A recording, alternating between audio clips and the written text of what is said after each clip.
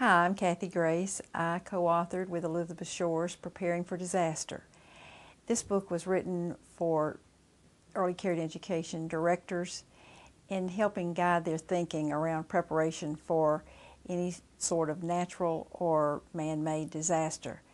We hope that people don't ever have to use the book in the context of response to a real disaster, but we learned through our work with Hurricane Katrina on the Mississippi Gulf Coast that if disaster planning is not part of what a good early care and education center has as a way of administrative preparation, then there will be probably even a greater tragedy than just the tragedy that you can imagine with regard to loss of property and hopefully no loss of life or any accidents that would hurt the children or the staff.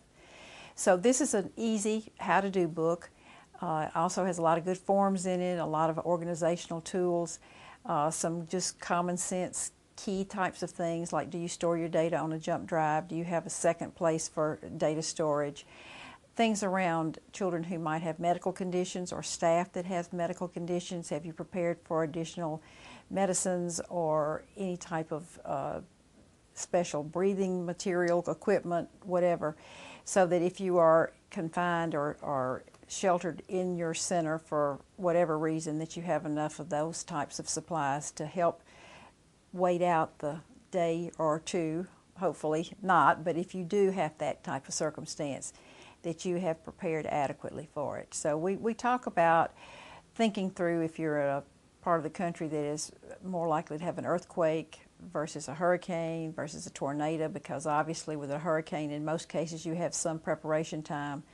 With an earthquake, very rarely do you have any preparation time. So you have different sorts of drills for different sorts of potential disasters. So this is just a book not to depress folks, not to burden them.